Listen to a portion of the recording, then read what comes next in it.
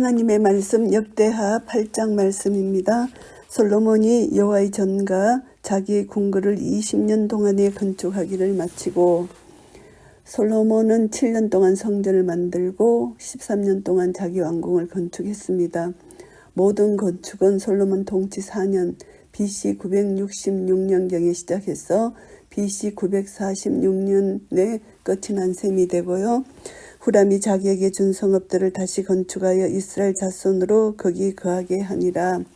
솔로몬은 후람에게 성전 건축을 도와준 대가로 성읍 20을 주었는데 그 성읍의 상태가 나쁘고 좋지 않기 때문에 후람은 그 땅 이름을 가불이라고 부르고 솔로몬에게 다시 돌려주었다고 열왕기상 9장 12절 13절에서 말씀하고 있습니다. 그 후에 솔로몬은 후람에게서 받은 성읍들을 다시 재건해서 백성들에게 준 것이고요. 다시 건축했다. 성읍들이 거기에 항폐해 있었기 때문에 솔로몬이 성을 재건했다고 볼 수가 있고요. 솔로몬이 가서 하맛소바를 첫소 취하고 소바 왕국에 접해 있는 하맛 왕국을 여기서 가리키는 것이고요.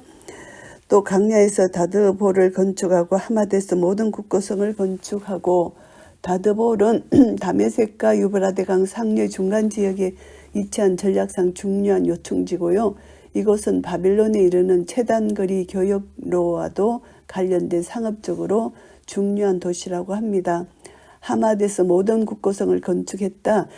이것은 다드볼과 하맛은 솔로몬 왕국의 북경 경계지역에 있는 중요한 두 도성임을 알 수가 있고요.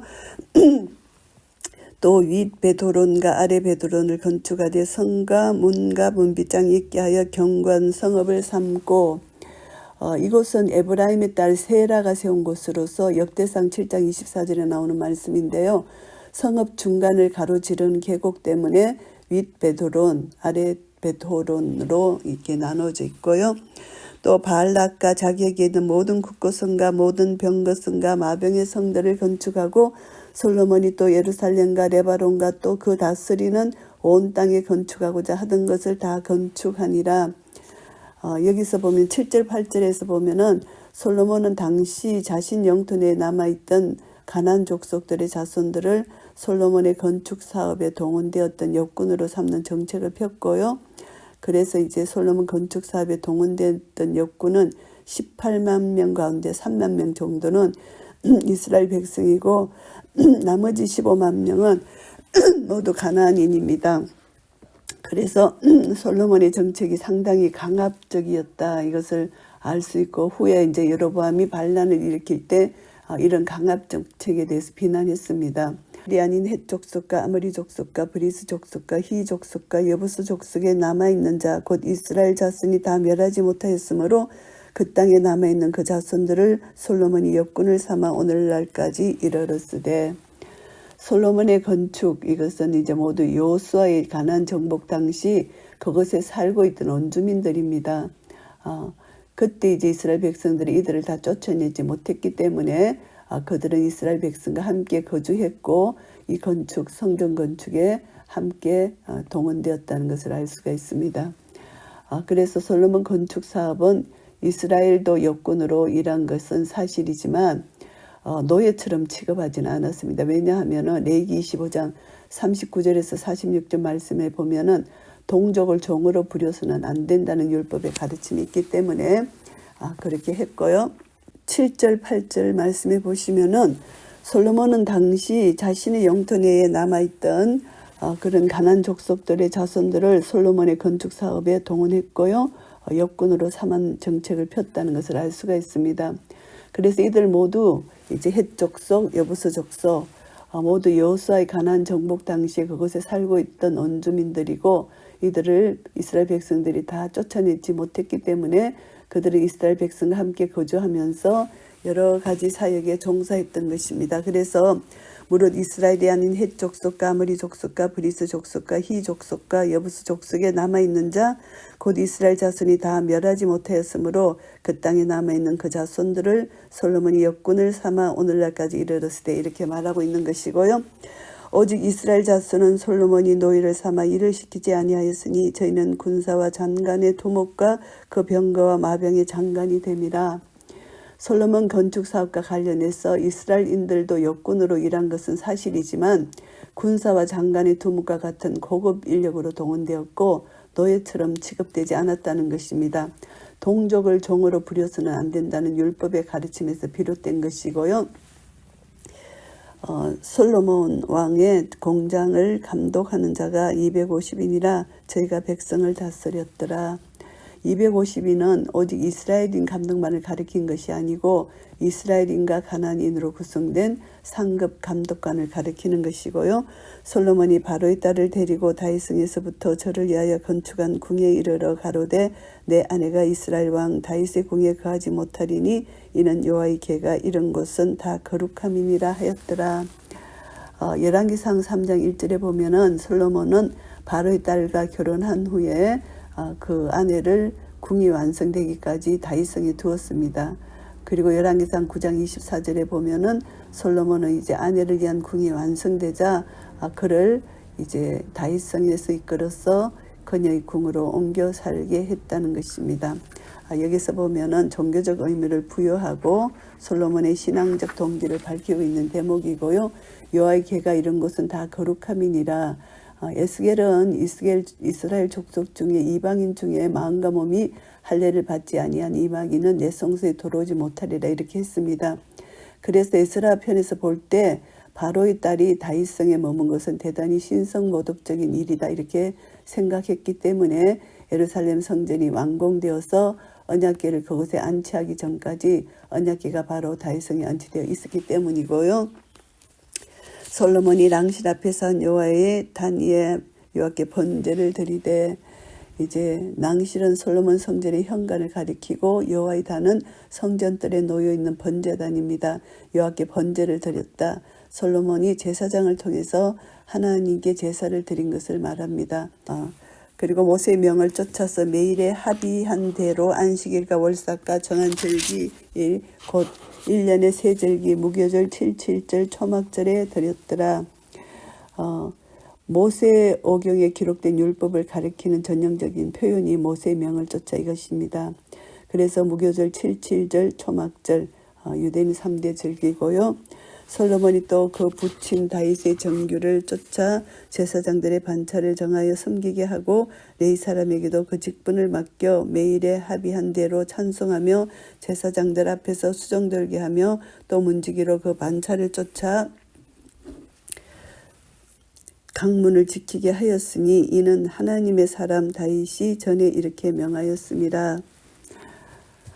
이제 솔로몬은 다윗이 전에 정한 규례대로 제사장들을 24반차로 나누어서 정해서 섬기게 하고 레위인들도 그 직분대로 찬양대와 문지기로 나누어 서게 했다는 것이고요. 제사장과 레위 사람이 국고 일이든지 무슨 일이든지 왕의 명한 바를 다 어기지 아니하였더라. 제사장과 레위인들이 성전의 곡간, 성물의 곡간을 맡아 보았음을 알 수 있고요. 성물 곡간에는 다윗 왕이 전쟁에서 노획한 전리품들이 있었는데 이런 성물들은 성전을 수리 보수하는 일, 기타 성전을 위한 일에 사용되었고요. 솔로몬이 여호와의 전의 기지를 샀던 날부터 준공하기까지 번백을 완비하였으므로 여호와의 전이 결점이 없이 피력하니라. 이미 성전 건축을 완공되었습니다. 성전에서 이제 하나님께 드리는 제사에 필요한 사소한 물건들까지 모두 완공되었다는 것을 여기서 말씀합니다. 성전의 예배적 기능이 완벽하게 갖춰졌다는 뜻인데요. 이와 같이 성전 건축은 외형적인 건물을 완공하였다고 끝이 나는 것이 아니고 진정한 의미에서 온전한 예배가 수행될 수 있도록 완공해야 된다는 것을 알게 됩니다. 모든 필요를 다 채울 수 있었다는 것이고요. 때에 솔로몬이 에돔 땅의 바닷가 에시온 게벨과 엘롯에 이르렀더니 이 두 도시들은 모두 홍해의 아카바 만 채북단에 위치한 주요 항구 도시들이고요. 후람이 그 신복에게 부탁하여 배와 바닷길을 아는 종들을 보내매 저희가 솔로몬의 종과 함께 오빌에 이르러 거기서 금 450달란트를 얻고 솔로몬 왕에게로 가져왔더라. 솔로몬은 후람이 육로를 통해서 에시온 게벨로 보낸 물자들로 하여금 그곳에서 선박을 제조했고 그리고 이제 후람이 파송한 종들은 경험이 적은 히브리인들을 지도해서 선박을 만들 수 있었고 3년간 함께 원정을 다녔다고 볼 수가 있고요. 그리고 이제 오빌은 이제 성경에서 자주 나옵니다. 유명한 금 생산지로 언급되어 있습니다. 그래서 이것을 솔로몬 왕위로 가져왔다. 금 450달란트를 이 말씀을 하고 있습니다. 역대하 8장 말씀을 정리하겠습니다. 1절부터 11절까지는 솔로몬의 정복 사업입니다. 솔로몬이 성읍을 재건한 장면과 정복 사업을 펼친 장면이고 가나안인들에게 강제 노역을 시킨 장면 이렇게 이제 나오는데요. 솔로몬은 이스라엘 백성들의 민생 복지를 위해서 후람이 자기에게 준 성읍들을 재건했을 뿐만이 아니고 주변 국가의 군사적 위협으로부터 백성들을 보호하기 위해서 국고성과 경관 성읍을 건축하셔서 국가적인 번영을 꾀했고요. 이스라엘의 부족한 노동력을 충당합니다. 왕국 내에 있는 가나안 족속들을 이제 그들을 동원해서 이제 역군을 삼아서 그리고 이스라엘 백성들 중에 감독을 세워서 그들을 다스리게 했고요. 이렇게 가나안 족속을 노예로 삼아 강제 노역을 시킨 것은 가나안에 대한 노아의 저주가 성취된 것이고 동시에 이스라엘인들을 노예로 삼지 말라는 하나님의 명령에 준행한 것입니다. 솔로몬은 이제 땀 흘리면서 나라를 위해서 이렇게 고군분투한 그런 신앙인의 모습이 보이고요. 선을 행하되 낙심하지 말아야 된다.